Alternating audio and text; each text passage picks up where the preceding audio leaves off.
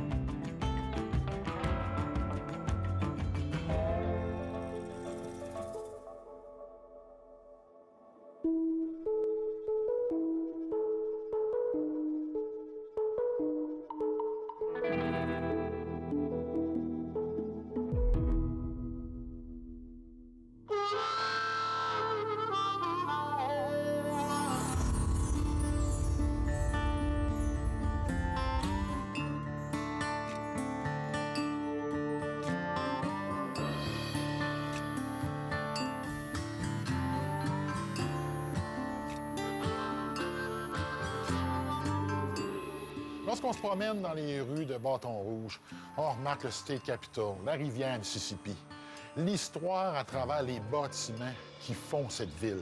C'est une ville qui a été fondée en 1699, qui est devenue une ville américaine à part entière en 1817.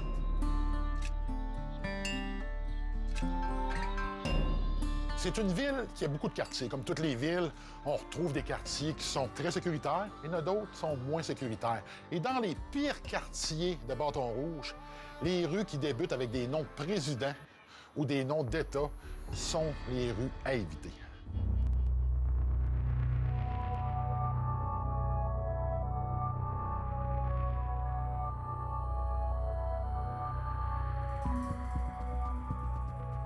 Donc, si j'ai un conseil à vous donner, ce genre d'endroit-là, faut pas y mettre les pieds. La plupart des endroits où ça appartient à des gangs, c'est des endroits qu'on doit éviter, de jour comme de soir et surtout la nuit.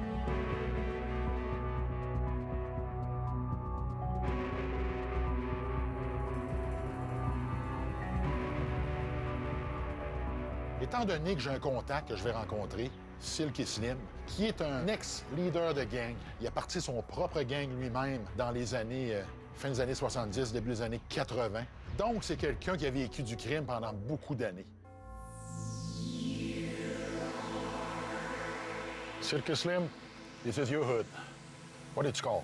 The bottom, south side of Baton Rouge.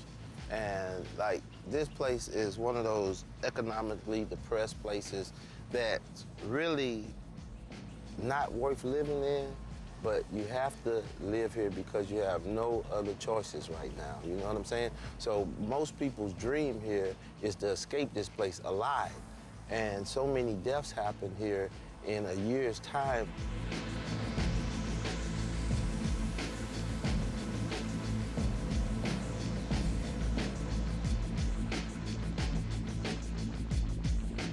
Sometimes I have to wrestle with what took place in my life. I had a friend and I was telling him, I was like, man, we can help save these kids. And he was like, no, you trying to get out of dying hard, nigga. We legends, you got to fucking die hard. And when he told me that, it showed me the lack of realness that we have for human life. One thing that I tell people, I may not have the fancy cars and the money and the jewelry and the clothes that I had and the houses, I say, but I have one thing that I never had when I was in the streets, and that's peace. The anticipation of death is worse than death itself. When you leave your house every day and you have to go back in and play with your little child, not knowing if you're gonna make it back this afternoon, that's a hell, man. How many years did you do in jail? I did 8 years on a 15-year sentence. Then I had a life sentence that I was fighting, and I came home from under that life sentence, and I've been doing what I do now ever since. What did you do to get in jail? You name it, and it's out there. And this is a very lengthy rap sheet. That's a pretty thick piece of sheets there. Eh? Yeah. You have possession of cocaine, burglary, yeah, murder, fugitive charges, conspiracy, bank fraud, second-degree battery, aggravated battery, damage to property, Pretty much done everything. Convicted felon with a firearm, aggravated battery on a police officer with a dangerous weapon, attempted murder of a police officer, 2 counts of burglary, contempt of courts. I mean, just about everything that can be done, I've been into this lifestyle. One thing that they don't like to talk about in society here, we're in the southern part of the United States. And if you have the money to pay the criminal justice system, then you can have a rap sheet like this. Because the criminal justice system here is exactly that. It's a justice system that's being ran by a bunch of damn criminals. So money talks. And I used to think that it was good that if one of my gang members actually killed somebody, then you could pay and get the charges thrown out. We looked at that as a hookup. But it wasn't until I realized where we are, a Confederate state that say, well, they doing our damn work and we getting paid off of it and they killing each other. Who gives a fuck? And that's what woke me up. You know? That's when you realized you were doing their work. Their work. They hate you, and they have you hating yourself, and you're killing each other, and then they getting paid off of it? Who's the fool? We are. Wow. Can you give me a tour of your hood? Yeah, let's go. Étant donné le genre d'endroit où on se trouve, je croyais qu'on allait se promener en voiture pour qu'il me fasse visiter le quartier. Mais, à ma grande surprise, il a décidé de m'inviter à le faire à pied.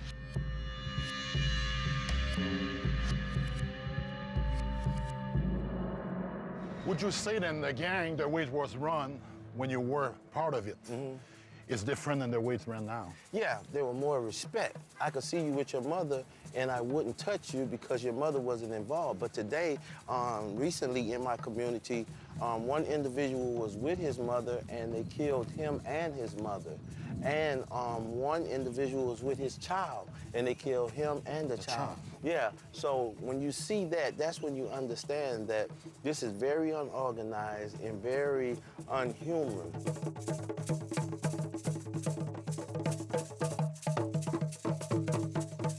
You've been shot before? Yes. How come being shot and stabbed didn't get you to change, but your trip in prison somehow at some point got you to realize that what you were doing was wrong and you turn your life around? The shootings and the survival of the shootings is a badge of honor. When you survive that, people look up to you. It's like believing in God, and I talk about God often, and so many people say, well, how come you didn't turn to God then? It's hard to turn to God when you got people around you that treat you like you are a God. You were feeling like God. That's right. I had the feeling that I was a God. And prison was different because all that stripped away. We don't give a fuck how many times we get shot. Nigga, you gonna do what the fuck we say, else we'll lock your fucking ass in the hole. One of the things that really woke me up, was I had just got through fighting in the dormitory, right? And they have what they call the goon squad coming. So they have these handcuffs and batons, and you hear this coming down the walk. And when you hear that, everybody in the dormitory say, here come the man. So when they say, here come the man, we all get on our bed. The man coming to the dormitory, who fighting? Who's fighting in this motherfucker? Ain't nobody fighting. That made me feel bad. Why? I'm supposed to be the gangster. So how in the hell can I not tell a man that I'm fighting? That woke me up. What the hell's going on? So they put you in a condition where you realize you're not what you thought you was. So when a man tells you to take off your pants, raise up your nutsack, bust open your butt cheeks, and he's looking in your behind, what he did? Invaded your privacy. Yeah. So physically, I didn't get raped, but mentally, I'm raped forever. I have to live with that every single day, knowing that someone was able to come in and strip me down and tell me to open up my behind to see if I had any contraband. That messes with me sometimes. I went through that, but who put you into that? Me.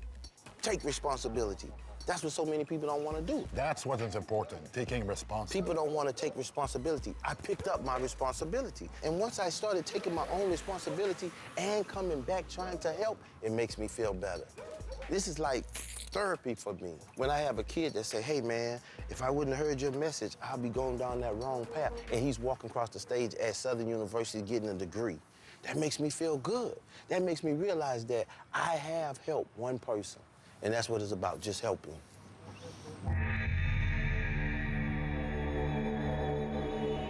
You ever seen anything like this? We've seen in some other towns, yeah. The funny thing is you go in different cities, change the name, they're pretty much all the same. Same. Yeah, yeah, exactly.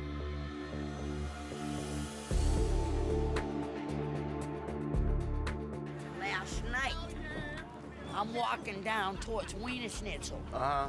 A white girl with long blonde hair opened the knife and came after me saying, "Bitch, get back on your corner."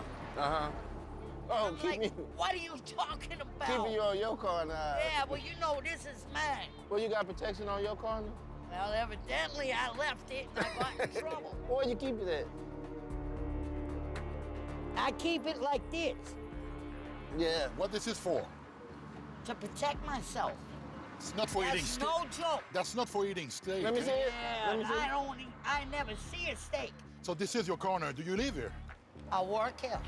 You work here? Since my house burned down 2.5 weeks ago, yeah, I live right here. See this? There are people trying to bless me. That's all you've got. Period. Everything gone. I got this, because you ain't getting me. Come near me again, you're dead.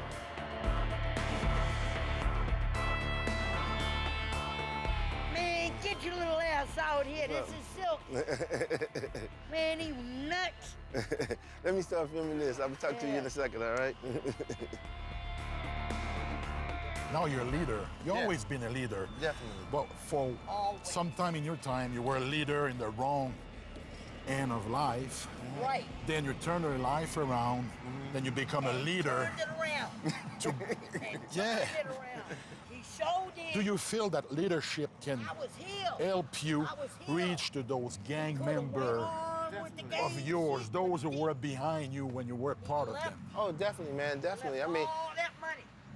the testimony that she's giving, like, you know, she understands that I come back and I feed individuals, I help them because I know that it took somebody that was really out there bad on drugs to make me realize what I really was. He came up to me, he said, "Man, you know what? You always have been a leader." He said, "Man, you were a leader when you was the drum major in junior high school." He said, "You brought the Crips here." He said, "You started the record crew. You always have been a leader. So sometimes you be that leader and not understand it. You're in a leadership role. But people look at you as a leader because of what you're doing at the time. So people see this, and now that they see this, I'm just hoping that they take this as serious as they took what I was doing when I was doing wrong." Don't you think somehow it's kind of weird then what's allowed you to be able to reach them is the fact that what you've done in the past when you won one of those gangsters? Well, if I didn't have the respect, we wouldn't be able to be doing what we're doing right now. So I look at that and I utilize that respect to make the change that I need to make by those who want to be made change of. You see what I'm saying? So if you want to be changed, you can be changed. So the thing, hold on, say. Huh? Who?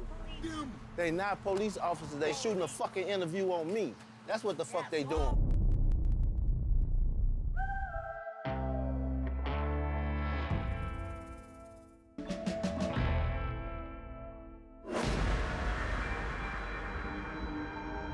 Well, why they watching us in houses and all that, coming out of houses and shit? They not worried about y'all that went through Roxana. They not worried about y'all. Yeah, we did. Yeah, well, they not worried about y'all. They was riding around looking at the fucking community. That's what the fuck they was doing. Also, was they trying to help the community. They fucking shooting an interview on me. How I know? How I supposed to know? You ain't gotta fucking know it, because you ain't fucking put no work in where I'm from. I'm just saying, how I know that? No, you didn't know. You didn't know. I'm just saying, what if, how I supposed to know the police supposed to be recording a nigga? All But that they type not shit? no fucking But police. how did I know that, Silky Slim? That's all we That's need all to you know. need to know? That's all. Les deux gars qu'on voit là, c'est deux individus qu'on a vus sur une rue un peu plus tôt aujourd'hui qui ont tenté de nous bloquer la route. Ils nous ont lancé des pierres. Donc, c'est clair qu'il y avait des mauvaises intentions. Et là, ben, Silky est en train de parler à eux autres. Ça a l'air d'être assez mouvementé. Yeah. But look at that big ass nigga in the front seat. Come on, man. I know. Come on, man.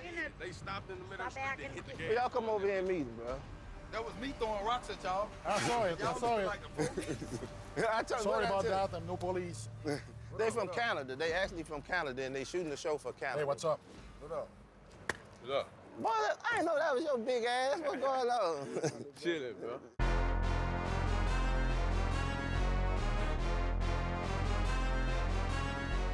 met earlier. Yeah. You threw a rock at us.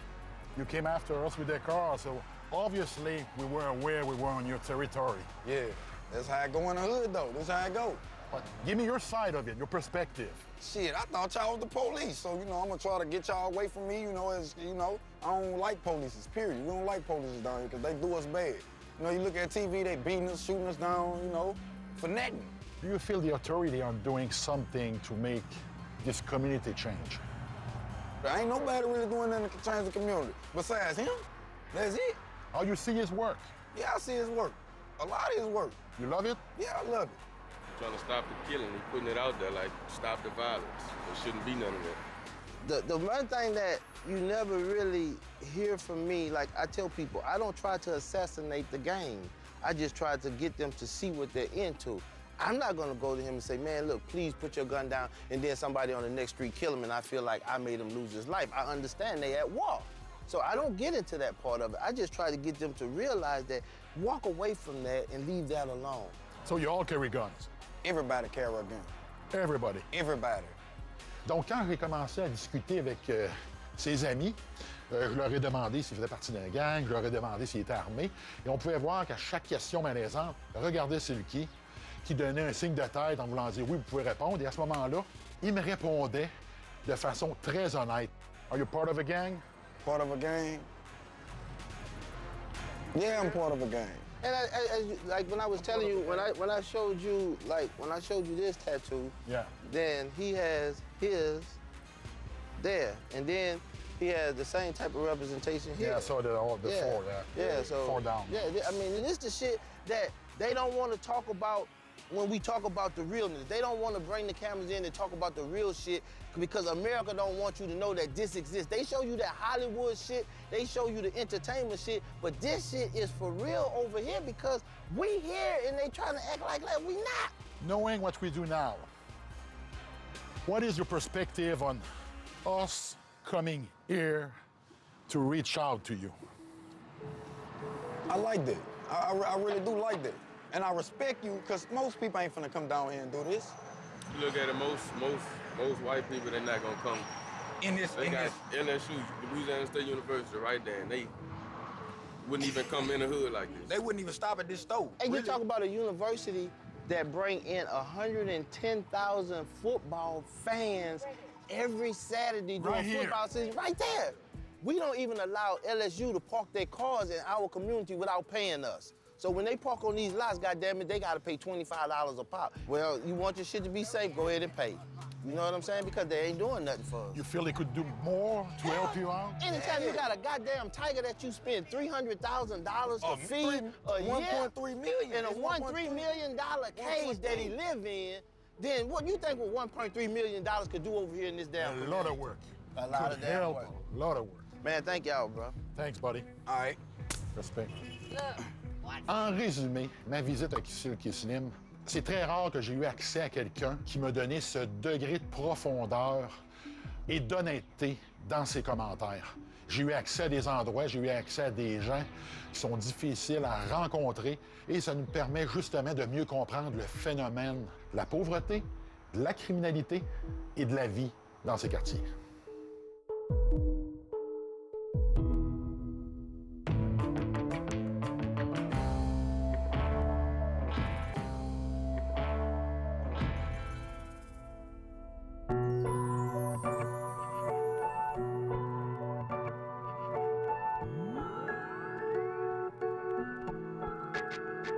Whoever said love don't cost a thing lied. I couldn't begin to tell you about all of the things I lost. It's not just you, it was me too. Your love was see-through, never equal to mine. I sit there alone now, no sounds outside of the drain. Can't feel a thing outside of this pain.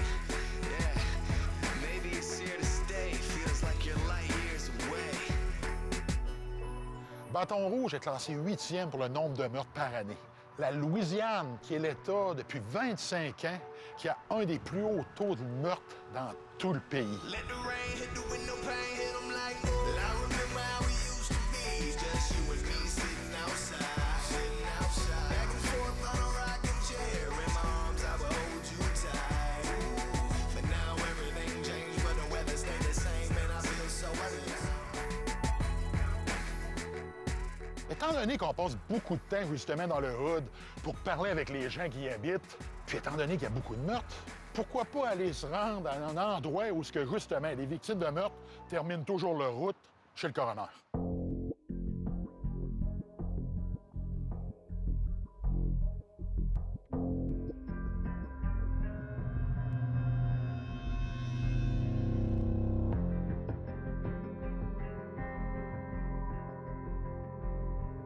So where exactly are we at right now? Where we're at now is this is the bay. Essentially, so after our death investigators have left the scene of a death, and it's going to require further investigation, they'll bring the body back here. Je dois dire que ça fait quand même bizarre parce qu'on est carrément dans la morgue. Derrière moi, il y a des congélateurs et c'est pas pour mettre de la viande, c'est pour mettre des corps. Donc, à un moment donné, je leur demande de me donner un tour de la morgue et on s'est rendu dans la salle d'autopsie où là, on s'est mis à discuter. Drôle d'endroit pour avoir une conversation. Surtout que juste à côté de moi, il y a un corps sur une table. Ça fait quand même bizarre.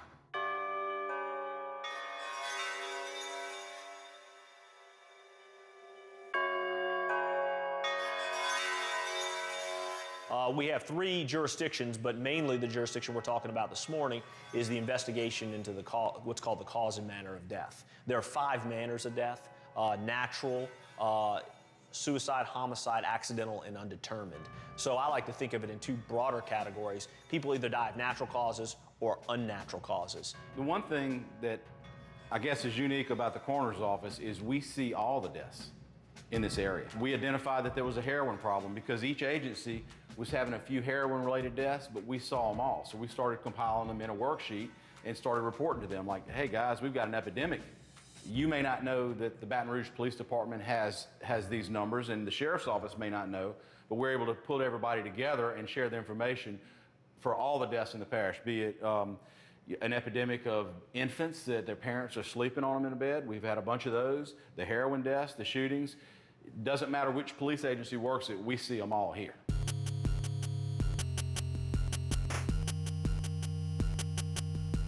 So over the past 10 years, like the murder rates has been rising up crazy. It has.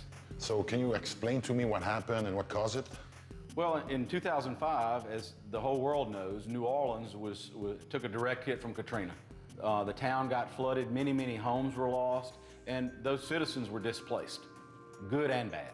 Well, when Katrina hit and the bad guys from New Orleans were displaced here, then these turf wars started. And the level of violence went up, and so they were literally fighting for territory to sell drugs. And the violence went through the roof, and instead of seeing the odd person shot once or twice, we'll see people that are shot 15 or 20 times now. And they're fighting over drug turf is exactly what it is. And we routinely see people on this autopsy table that were not born and raised in Baton Rouge, but were born and raised in New Orleans and have now tried to come here and make their way as a drug dealer and became a homicide victim as a result. And of course, the infrastructure of the community wasn't prepared for such a rapid growth. You know, most communities will grow as their population grows. So when an extra 50,000, 75,000 people come into a community, they build more roads, they put more schools in. But we went from 250 to 500 essentially in probably less than a year's time because of the storm, and then we're left with what we're left with, which is crowded streets, the infrastructure is not prepared, we're playing catch up, and certainly with that comes the violence. From those homicides, what will be the percentage of it being drug-related? 90% of them. 90%?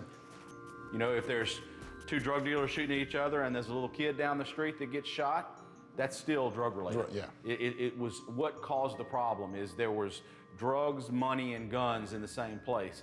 And when those 3 things come together, throughout American history, it's from Miami to Houston to LA to Baton Rouge, Louisiana, then it's a high-risk situation.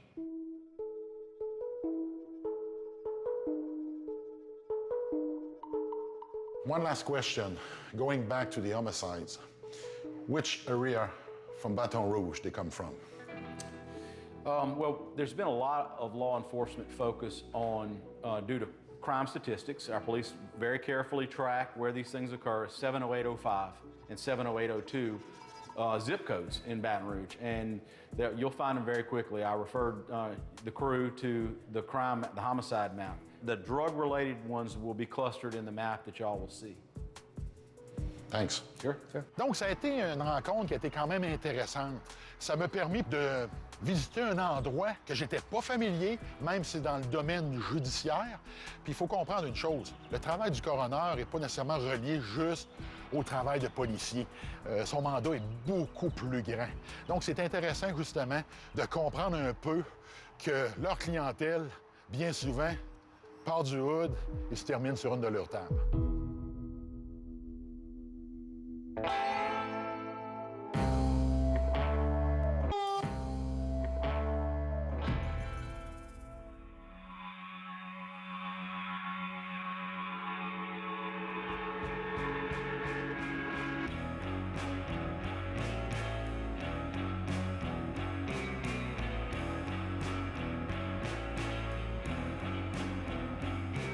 Un endroit évité à Bâton-Rouge, c'est tout ce qui se trouve dans le quartier du zip code 70805. Pourquoi et comment qu'on fait pour savoir où est-ce qu'on est? Premièrement, on regarde le regard des gens qui nous regardent. On sait qu'on n'est pas les bienvenus. Et deuxièmement, on regarde les noms de rue. Et si ça commence par un nom d'Indien comme Pocahontas ou Ontario, on sait exactement qu'il ne faut pas être là.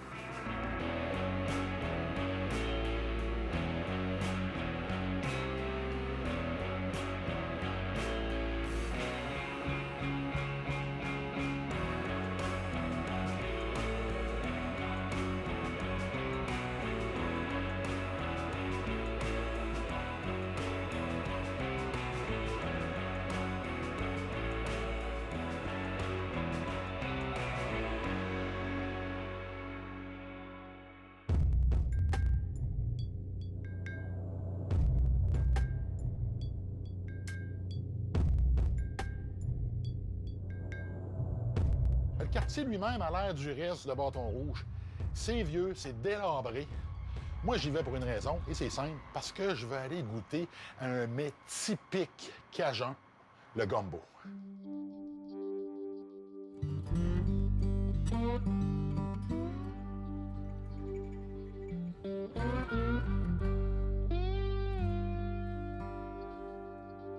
Get her on your back porch, middle of the night. Get her on your back porch.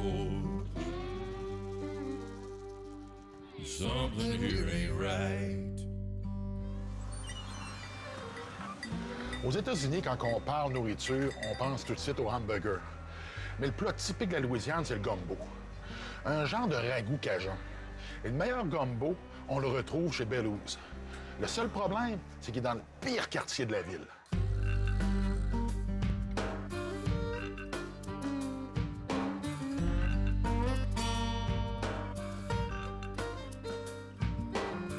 Ward, you were a police officer for 31 years. Right.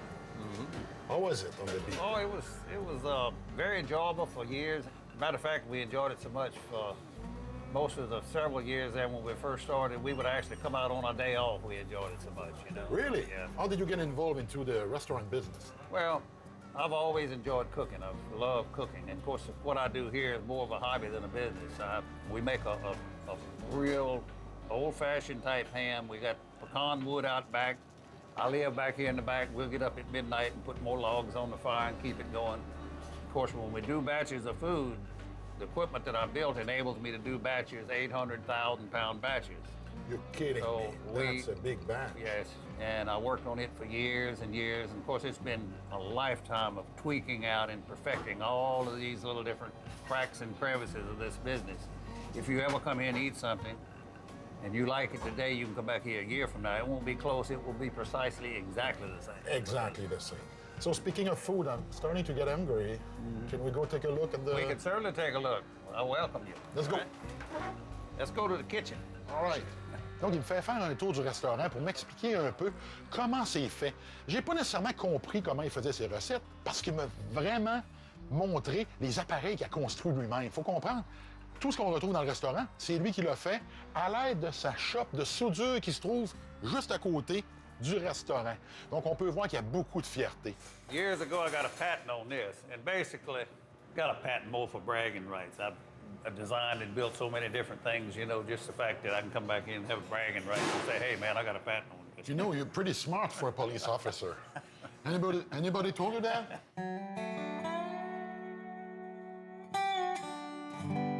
So I came here for the gumbo because I heard this is about the gumbo. Now, J'ai hâte d'y goûter.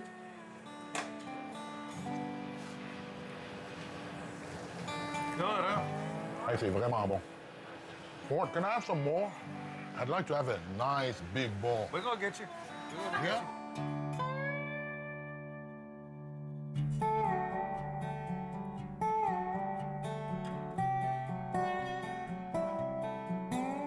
Ah, mais là, j'ai faim, Il faut que je goûte à ce gumbo-là, puis il est censé me faire une vraie assiette.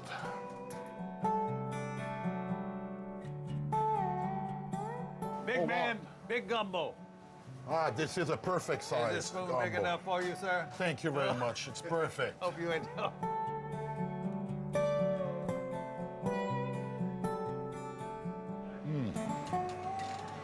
J'aime ça ici, moi. Ils savent comme servir un vrai repas. Ils ont même des ustensiles à ma grosseur.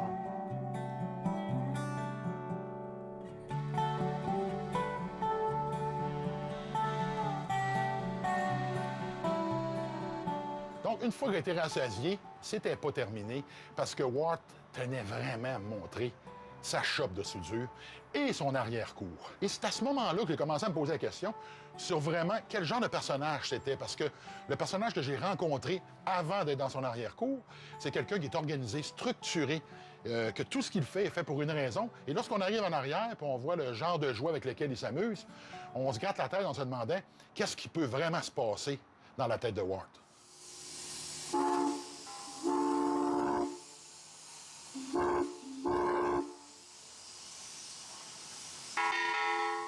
Maintenant que j'ai mangé du gumbo, j'ai eu une histoire un peu de la Louisiane, je crois que c'est le moment d'aller dans le bayou.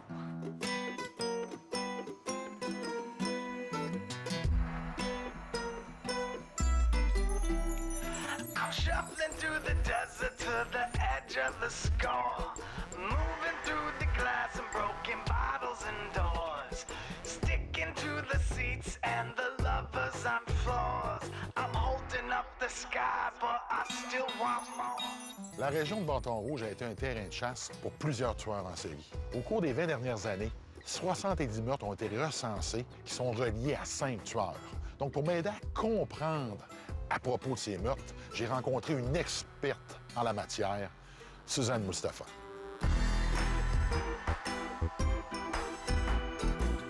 So, Susan, where are we located right now? We are in the area of Whiskey Bay, which is close to the Atchafalaya Basin. Why are we here? We are in this area because Derek Todd Lee, the South Louisiana serial killer, disposed of 2 of his victims right on either side of Whiskey Bay Bridge. How many people did he kill? Derek Todd Lee has been connected by DNA to the murders of 7 women. He was tried and convicted for the murders of 2 women. However, he recently passed away while incarcerated. Is there more of those bodies who's been thrown out in the river or in the bayou? Oh, absolutely. Randy Meebrewer's body has never been found. Marianne Fowler, another victim that Derek Todd Lee is suspected of killing, has never been found. However, Christine Moore's body was found in the same area where Derek Todd Lee's cell phone pinged off of a tower the night Marianne Fowler disappeared. Can we go take a look? Absolutely. Let's go.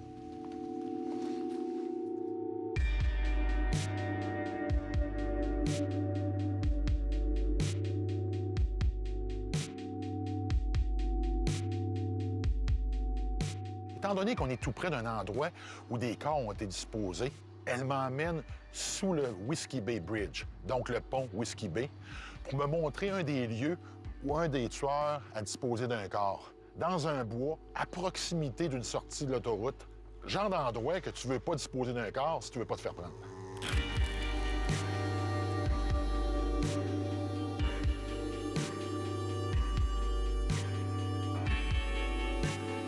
So, Susan, we're under the Whiskey Bay Bridge, and that's where they found two bodies connected to Mr. Tidley.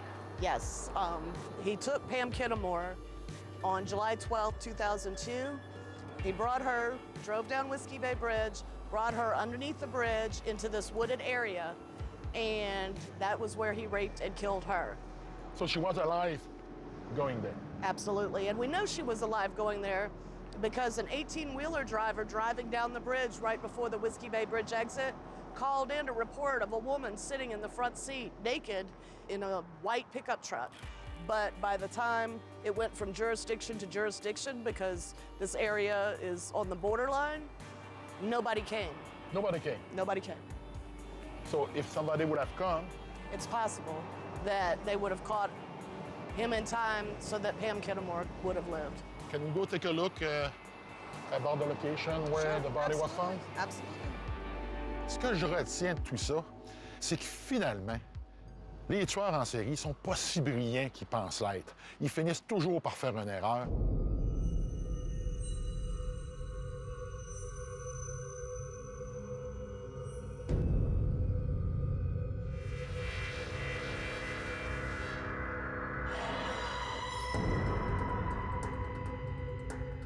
So, is it safe for us to be here? Knowing there's still a serial killer on the loose there? There is a serial killer still on the loose in Louisiana. This area has a small town atmosphere, even though Baton Rouge is the capital of Louisiana. And while this was all going on, women were afraid to leave their houses. They locked their doors. They had never done that before. So it changed the way of living of the people in Bâton-Rouge. It absolutely changed the way that people lived in this area.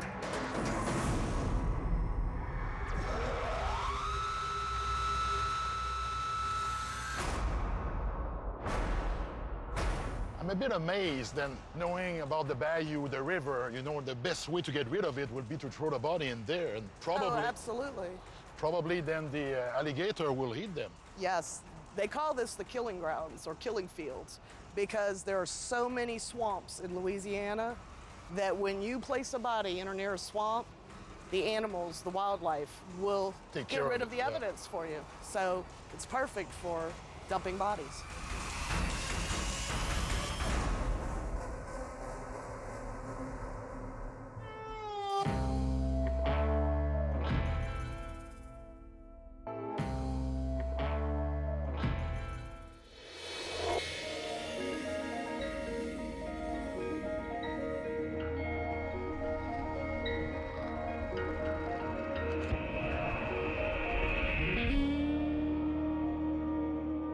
Dans le hood, il faut comprendre, là, les gens qui y vivent là, croient vraiment qu'il y a seulement deux options de s'en sortir.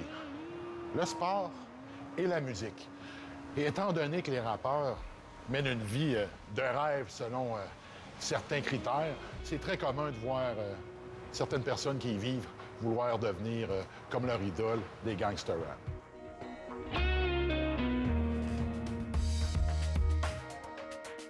Donc, je m'en vais rencontrer une vedette très locale de rap dans son studio.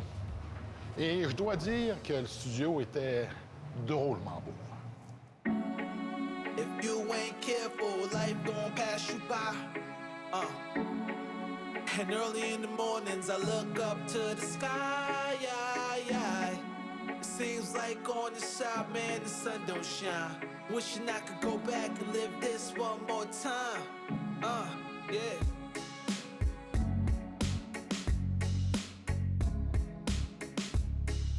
So, guys, was it tough to actually go through life in rough neighborhood, making the right choice? Of course.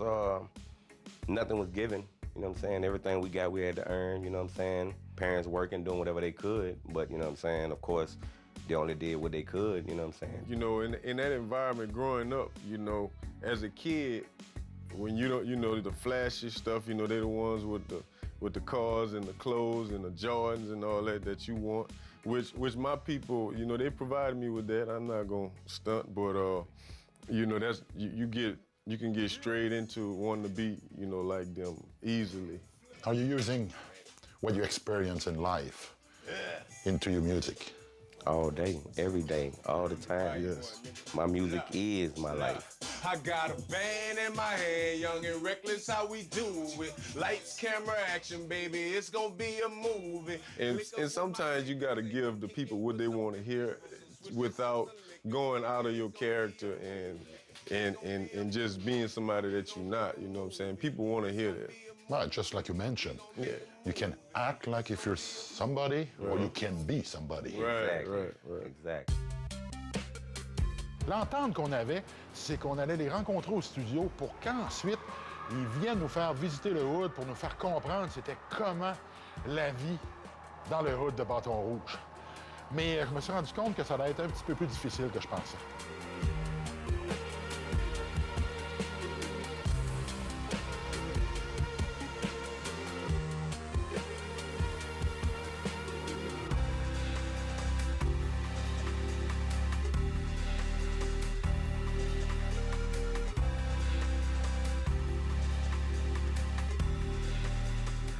Je sais pas trop quoi en penser. Ça fait 2 endroits où on se rend. Puis finalement, ce que je me rends compte, c'est qu'ils ont plus peur du hood que nous autres. On a peur. Puis on vient pas d'ici, là. Donc, finalement, ils connaissent rien de dangereux. Puis s'ils le connaissent, ils veulent surtout pas y aller. Donc, le bilan que j'en fais, c'est que c'est simple. Faut pas se fier au discours que certaines personnes vont dire. Parce que, en bout de ligne, il y en a beaucoup qui jouent une game. Et là, j'en ai eu la preuve. Parce que il y avait bien beau me dire que leur musique, c'était vrai. Ce que je me suis rendu compte, peut-être que leur musique est vraie, mais tout ce qu'ils mettent dedans, ça l'était carrément pas.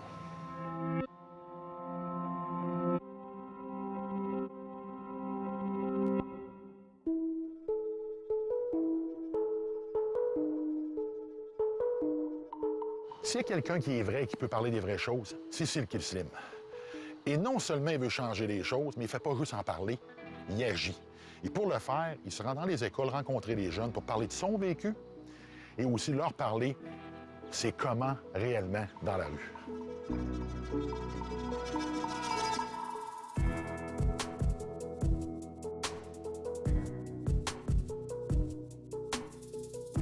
L'école où il se rend est en plein centre du quartier 70805, qui est le zip code de l'endroit le pire de Bâton-Rouge. Sur place, ce qui est frappant, c'est que les élèves, quand ils vont à l'école, ils portent des uniformes. Puis à vrai dire, c'est plus clean que dans les rues chez nous ou dans les écoles qu'on retrouve au Québec. Par contre, ce qu'il faut comprendre, c'est qu'il y a vraiment un déphasement entre la vie à l'école et la vie dans le hood. Parce qu'une fois qu'ils ont quitté l'école, les jeunes, ils font à peu près ce qu'ils veulent. I was sent to prison at 16 years old. How many years 16? 16-year-olds, raise your hand. So at your age, I was sent to adult prison. And it was a hell of a situation. I never tell anybody that prison was easy. And that's where so many of us are getting caught up at. We listen to all the trash and filth of the world through our music. So if I'm an outsider, listening in to your music, what do I see? What are you talking about? Killing each other, selling drugs to each other. What type of people is this that's always glorifying all of the bad things of life? If I could turn back the hands of time, I wouldn't even have a rap sheet. I would have a proper education sitting in some law office defending people. We need lawyers, we need judges, we need nurses. We need all of these things for us to be the competitive people that we have to be. J'ai adoré sa conférence parce que j'ai trouvé qu'il, justement, il parlait des choses qui sont vraies en emmenant des exemples de son vécu qui fait en sorte que non seulement on entend ce qu'il dit, mais on est capable de s'imaginer ce qu'il faisait. Love y'all, man. Give it up for yourselves. Le bilan de Bâton-Rouge, c'est simple. C'est une ville que la population a explosé au cours des 10 dernières années et malheureusement, la ville n'est pas en mesure de supporter une telle demande avec ses infrastructures. Ce qui fait en sorte que le taux de criminalité augmente d'une façon exponentielle, ce qui en fait une des villes les plus dangereuses des États-Unis.